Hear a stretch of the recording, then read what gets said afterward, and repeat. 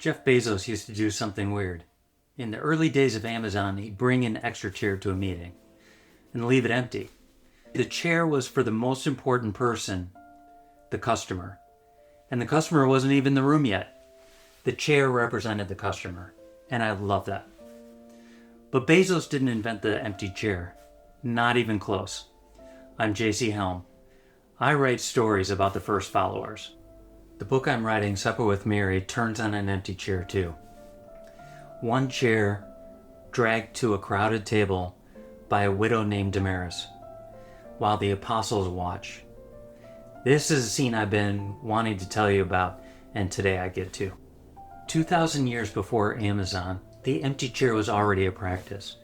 In a Jewish household, an empty chair was set at the table for the prophet Elijah, the prophet who would announce the coming Messiah, the prophet who could come at any time.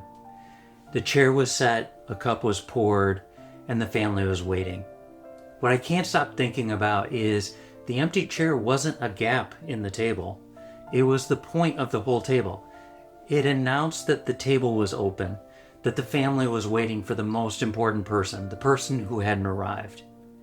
You don't eat without them. So when Bezos brought his empty chair, he was inheriting an ancient practice without even realizing it. But you don't have to be a Christian to feel the impact of the empty chair. But there's a second kind of empty chair. And this is a kind of chair that the early church felt sooner than most.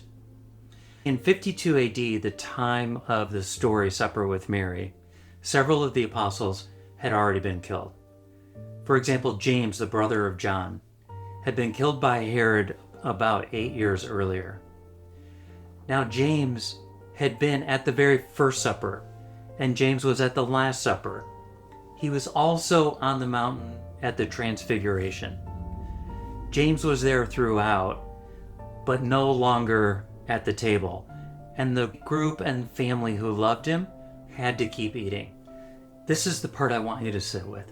The early Christians had to learn to set a table that held grief and hope at the same time. They couldn't pretend that the dead were still sitting there, and they couldn't act as if those seats had never been there. So they set them. They placed the empty chair, and they kept eating.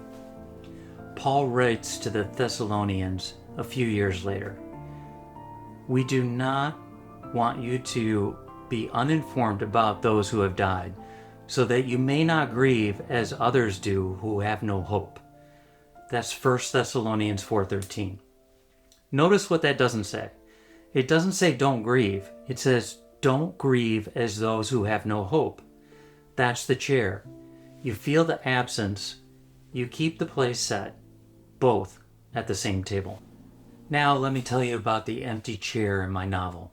In the closing chapters of Supper with Mary, the apostles have crossed an empire to reach Mary's house. She's lived on that mountain for years. The house is small. There aren't enough chairs, so they bring in whatever they can find. Benches from outside, a stool from the storeroom, mats on the floor. Philip's brought his 4 daughters. Peter brought his wife and his son. Paul has brought his companions. And among them is Damaris, a widow, a recent convert, the woman who has been caring for Mary throughout her illness. Damaris knows grief. Her husband's ship never came home, and looking at Mary's cough-racked body, she fears more grief is coming. The room is crowded. The bread is on the table, the wine is poured, they're about to begin, and then Damaris stands. She's a woman. She isn't an apostle. She's the most recent believer in the group. She's earned no title, and yet she stands and finds one more chair. The last one. The one nobody thought to bring. And she drags it to the table. There's barely space, and she sets it at the end and leaves it empty. Mary watches her do it. Mary doesn't stop her. One of the men gently asks what she's doing. And Damaris says the line that becomes the spine of the whole novel. We don't eat without him. She means Claudius, the messenger John sent east. the man carrying Mary's message to Thomas, to India, the furthest places in the world. The man hasn't arrived.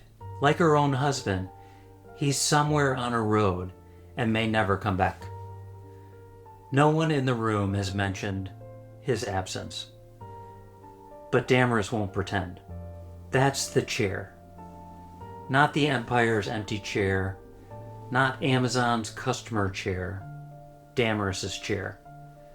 The chair you set for someone whose absence might be permanent and whose place at the table isn't negotiable anyway. Here's what gets me about Damaris. She isn't the most learned person in the room. She has no credentials. She's the most recent convert there, and it's her decision, not Mary's, not Peter's, not Paul's, that carries the moral weight of the whole book. And maybe that's what the empty chair always teaches. The newest face at the table sometimes sees something that everybody else has stopped seeing.